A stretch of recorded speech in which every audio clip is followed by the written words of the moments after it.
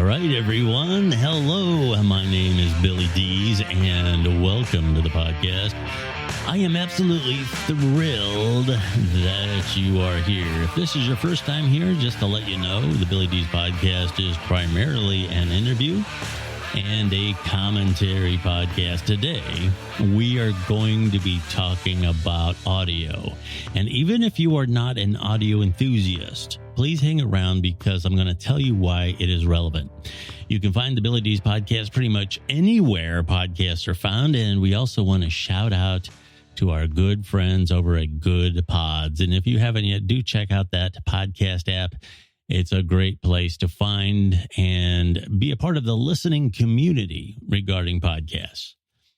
Okay, let's talk about audio and why it is relevant. I was recently a guest on another podcast called Twitter Spaces Decoded. And you can go to Twitter and search that out. And that is a podcast that is done by this wonderful marketing professional named Gia. And I covered a lot of territory in that podcast, and I've talked about a lot of this before on my own podcast. But over time, I kind of wanted to cover some of the same territory in a consolidated episode right here on the Billy Dees Podcast. So it would be all in one place for the listeners of this program. Here's why audio is important. If you are doing anything right now on social media beyond, let's say, posting pictures of your backyard barbecue or little Joey's birthday or what have you, if you are, let's say, incorporating social media into your marketing strategy, if you are a marketer, or even if you just have a business and you're using social media in some respect to promote that business, audio is increasingly becoming a very important medium. And it's not just podcasting. I mean, podcasting is a component of that. And I'm not sure if it's a good thing or a bad thing, but podcasting has kind of become the quote unquote thing to do here for a while, just like blogging was. And it's not for everyone, but there's different facets of audio that you should be exploring. Whether or not you choose to do it or not is another thing, but you should be exploring as part of your marketing and certainly your content marketing strategy. Now, let's just talk about what I mean by audio in general. Let's say social audio. There was the emergence in the wake of the pandemic of Clubhouse, which was an app where you could talk and have an audience and interact with your audience on Clubhouse. Spotify has something similar. There's talk about LinkedIn being a part of that as well. That as far as I know, that hasn't materialized yet. There's talk about the same thing kind of happening on Facebook at some point. Just to let you know, for me, as what I am doing with the Billy Dees Podcast, for whatever reason, I have put Instagram and Facebook on the back burner. Now, I haven't eliminated them. Okay, we still maintain the Billy Dees Podcast Facebook page and so on. But in terms of where I am placing this podcast as a priority in my marketing strategy, I'm going to have to say Twitter is a large share of that effort. Twitter, for a lot of reasons, is kind of built for podcasting, so to speak. And here's what I mean by that. Twitter, probably more so than any other platform, is real time. When something is unfolding, let's say there's a presidential debate. It used to be back in the day, right, that you would listen to the radio the next morning on your way to work, and people would be calling in to the morning drive hosts, and they would be talking about the reaction to whatever happened during the debate, critical moments, and so on. With Twitter, it's real time. I mean, you can be following the hashtags for that debate and be gauging reactions right in the palm of your hand. Now, it's probably not scientific, but neither is calling into the radio station. Okay, there's a real-time aspect to what's happening. And if you're doing anything topical, if there's anything that you can do with your content to tie it into current events, there's absolutely, in my opinion, no better place to be than Twitter. Okay. With that being said, in the wake of the pandemic, and it's still going on, but in the wake of the lockdowns, let's put it that way, there was the emergence of Clubhouse, and Twitter Spaces started to get on the radar. And now this fall, Twitter Spaces is really emerging as one of those bright lights that's kind of off in the horizon, and you can't ignore it. It's kind of like where TikTok was a year and a half or so ago. It may or may not have been the platform that you chose, but there's no question that that is now very, very bright. Okay. And Twitter Spaces has a lot of potential. It's at a point where I can't say definitively that this is going to be a huge success, but this is more so than any other thing that's come along, let's say, in the last 5 years, that is loaded with potential, because you have millions upon millions of users already in place. They are already very much engaged with topical things. They are very much engaged with content creation, with, books and music and art and politics. I mean, it's all there. Okay. You don't have to create a space for that audience. It's already there. So now you have this added dimension of Twitter Spaces. All those people are already in place. You don't have to bring them in like you would have to do with a new startup app that did social audio, for example. They're already there. So now, from what I understand, the last quarter for Twitter has done very well. It's coming to life again. And quite frankly, there's a lot of people on Twitter right now that may or may not necessarily know how to use its normal functions. Let's say tweeting and retweeting and all these other things, but they're there because of Twitter Spaces. And I believe that is very significant. So with all of this being said, I'm very excited about Twitter Spaces. And in general, I'm going to say it's a pretty fair given that social audio, let's say something in the spirit of Clubhouse, its influence isn't quite as strong as it was a while back, but it's still there. And this idea, this concept is going to be popping up on more and more platforms. So let's just say it's a pretty safe given that social audio is going to be a big player in 2022. And it's something that you may very well consider for all of the reasons that I've kind of touched on before. If you're about getting your content out there, it is an avenue. It may not be an avenue that you may choose readily, but it is very much becoming a bigger and bigger option for you. So how do you approach that?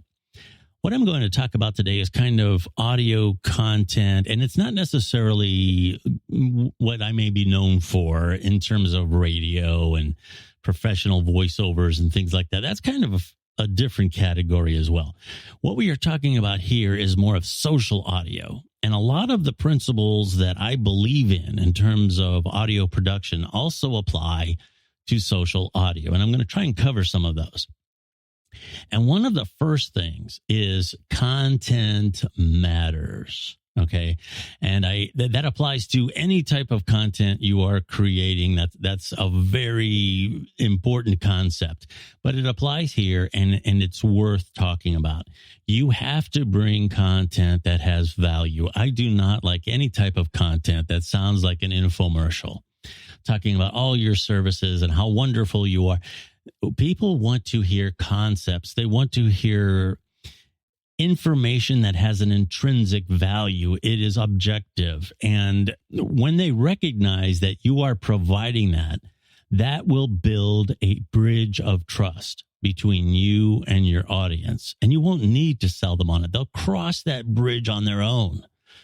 That's the wonderful thing about content marketing is that being honest and being sincere is not only ethical, okay, but it is a great marketing strategy. And that's, you want to apply that to all of your content.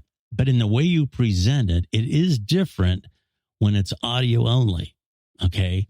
And I know there's a lot of repurposing going on out there, and it is a good thing to do a lot of the time. But when you're just stripping the audio off of a video and throwing it onto some platform and calling it a podcast, that's really not content that is designed to be audio only. Audio only content is very much a mindset. Okay, and that's kind of one of the first things I want to talk about. How you approach audio content is very much, it's almost like you have to adopt a special part of yourself to communicate with audio only. The reason for this is that with audio only, you cannot rely on your looks, for better or for worse. In my case, but some people have a comedic way about them, and it's a great tool. Okay, so whatever your looks may be, you cannot rely on that. You can't rely on facial expressions. You can't rely on hand gestures. You can't rely on pie charts. You can't rely on a bunch of cute little graphics. You have to rely on your ability to speak. And this means choosing your vocabulary. This means choosing the emphasis on certain syllables. And, it's kind of like you don't just want to just say the mouse stopped and then scurried into the hole. Okay, you want to say the mouse stopped and scurried into the hole. You want to give it that little feeling. You want to give it that little magic. Okay, and that takes practice.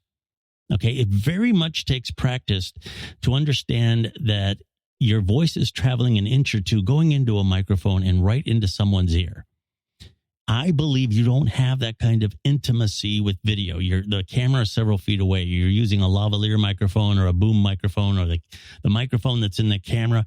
There's a distance.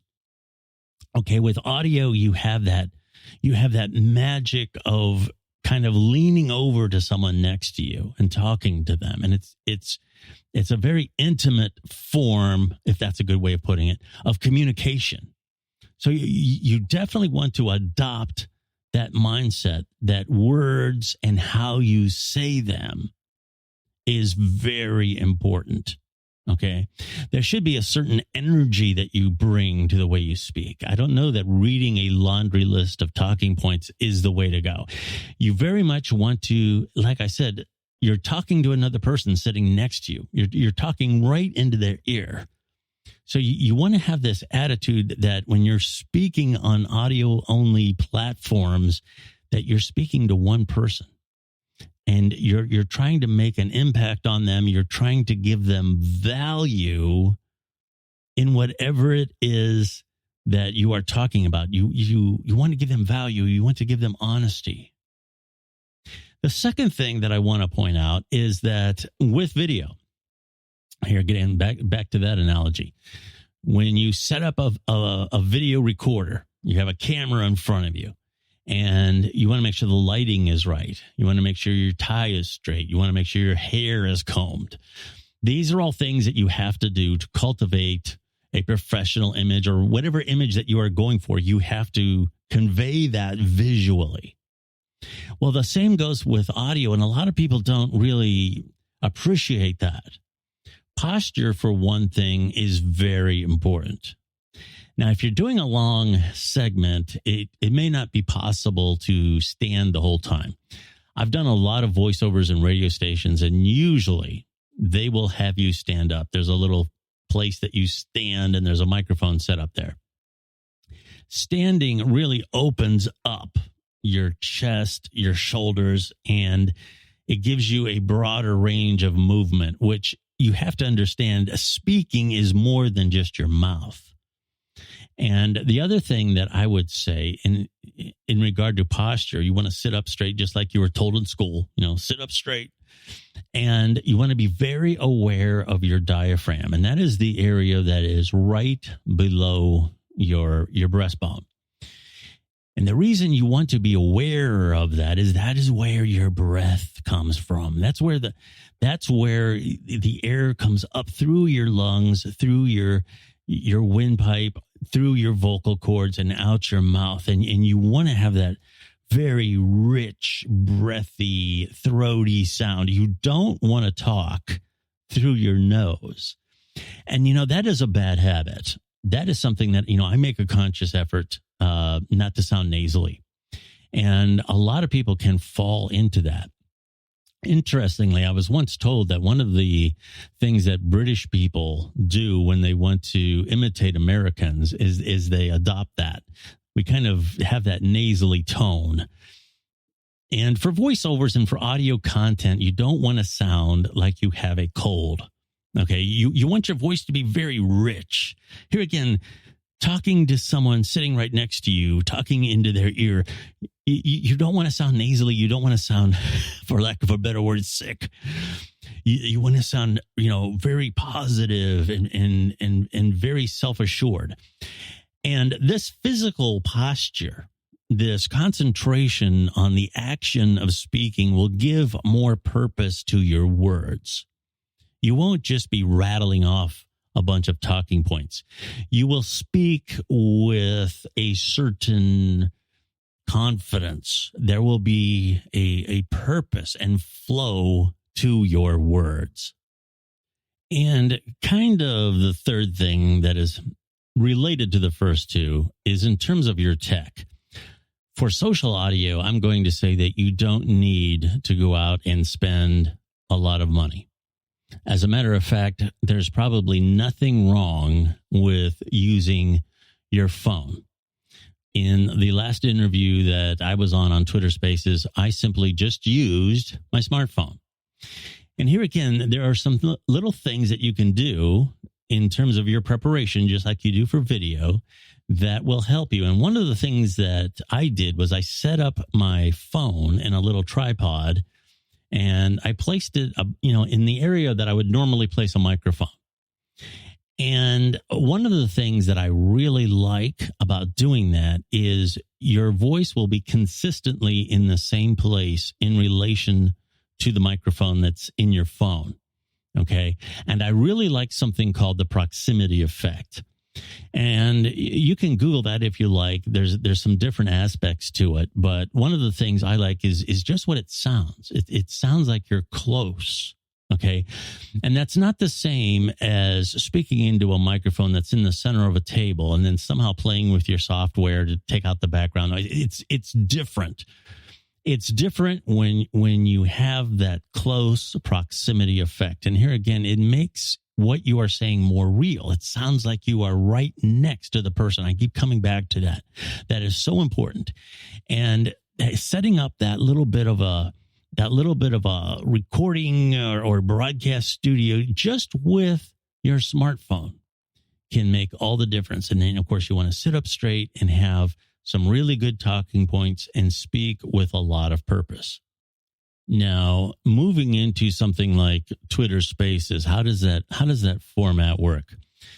Essentially, what you have is someone who creates a space. Just like with Clubhouse, I believe you call it a room, right? And with Twitter Spaces, you have a host. You can have up to 2 co-hosts and up to 10 speakers. And if you have a really big space, you can always ask some of your speakers after they've spoken to drop off and become just a listener. That will open up another spot for someone else who wants to come up and speak. Now, you can manage the spaces. I won't spend a lot of time on that, but any way you wish. I personally like the idea of a host and a co-host giving a presentation first, or maybe something on the order of a podcast first, and then opening up the space for questions and answers, or somebody who wants to add some comments, or whatever the case may be. It can be a great follow-up Q&A type of situation. And here again, it's all audio, and you can do it right now on your smartphone. And I say right now because from what I understand, there's going to be some desktop versions available in the coming future. But as of the time of this recording, Twitter Spaces primarily works on a mobile smartphone app. Now, you might be asking, how does this differ from a podcast? Well, obviously there's some glaring similarities. Okay. For example, with both Twitter Spaces and a podcast, you could do some sort of a presentation solo like I am doing right now. Or you could have a guest that you are interviewing, or you could have a co-host that you're covering some sort of a topic with, just like with anything else. Now, with Twitter Spaces, it's going to be live. And of course, with the podcast, it can either be pre-recorded or it can be live. Afterwards, in Twitter Spaces, you can open up the forum for other people to step forward and ask questions, like a question and answer type situation, which is great. That's one of the great things about Twitter Spaces. And I've heard some people say, well, is that better than a podcast? Well, it depends. Every medium has its place. There's a lot of times when I prefer a closed production environment. For example, if I'm recording someone in an interview who has a very sensitive story to tell, they have some sort of a trauma that they want to share. In that situation, I feel more comfortable controlling that production space. One of the best compliments that I ever received wasn't a technical one. It was by someone who was sharing a story of that type. And they said, with you, Bill, I know that I am in a safe space. And that's something that I carry with me. And when you are a creator and you are bringing someone in, you have to always consider that. It isn't always quite as dramatic, but there are some people who are going to do very well in a closed production environment. And there are other people who are going to do very well in an environment where you have a lot of interactive things going on like you do in Twitter Spaces. So you really have to be conscious of your guest. That is something that I often say. The guest and their needs and their requirement, it's what is best for them. And it may also be the same for you as an individual. And it depends on what you're talking about. Some subjects and you as a creator might do better in a closed production environment. And there are other times, depending on the subject and what you are doing as a creator, might lend itself well to being in an interactive environment like Twitter Spaces. So that's something that's an area that you are going to have to navigate yourself, experiment with, and then decide what is best for you. But as an option, I truly believe that Twitter Spaces is going to be a very viable option for your content and how you want to present it. I can tell you that we are very much planning on incorporating Twitter Spaces into the podcast very shortly. And what I mean by that, we already have a good mix of interviews. We have a good mix of commentary. There's a lot of times when we discuss current events and I'll have a co-host. All that is going to remain in place, very much so. I'm very, very passionate and excited about that part of our podcast. But there are also going to be times when I may be doing something on Twitter Spaces, whether it be a commentary or an interview or something else. I am going to record that and then present it as a podcast. So there's a lot of ways that you can utilize this. I mean, it's only limited by your imagination. So what are your ideas? And it would be great to hear from you. You can tweet me and find me very easily on Twitter at Billy Dees. Billy Dees is pretty much the name that I use on all of my platforms. We're present on just about all of the major podcasting platforms and YouTube as well. We a lot of times put audio-only podcasts on YouTube. And, of course, we have our video podcasts available on YouTube as well. So it's going to be an exciting time. Very much 2022 has a lot of potential for creators and beyond creators, whether you're a business person, a marketing person, or someone who is just passionate about some subject or some cause. There's more ways than ever to share your content. And I'm very excited for me personally, and I'm excited for all the creators out there who want to take part in this. It's going to be a good time. Hey, I'm Billy Dees. We have a lot coming up, and we're right in that December time period, which during the holidays, listens and all that can fluctuate a little bit. But we're very much going to remain active through the holiday season, and then we have some really, really cool stuff that we're going to mix things up with starting in January. So for right now, until next week, I'm Billy Dees. Have yourself a fantastic day. You are listening to the Billy Dees Podcast. I cannot stand cliches, but it seems like every cliche has its day. For some reason, I hear more of them than you can shake a stick at. And I bang my head against the wall trying not to be influenced by them, but when push comes to shove, I end up traveling down the road well-traveled, beating a dead horse with the same cliches that are as old as the hills. There is no beating around the bush. Without pain, there is no gain. And the harder we work, the luckier we get. There are no traffic jams along the road of the extra mile, and along the way we have to take the good with the bad. When you get down to brass tacks, we all must resolve to be unique. It might be easier said than done, but getting started is the hardest part. In a nutshell, being original means being true to yourself. There's no time like now to put your best foot forward and let the chips fall where they may. There's a first time for everything, and today is the first day of the rest of your life. At the end of the day, the fact is, it all comes down to being real. I mean, for real. Well, hello everyone. I am Billy Dees from the self-titled Billy Dees Podcast. You can find me on Apple Podcasts, Stitcher, TuneIn, iHeartRadio, and many more of the best podcast networks. Join me for my commentary and interviews. Follow me on Twitter, real easy to find, at Billy Dees. I am Billy Dees. I'd love to have you listen in.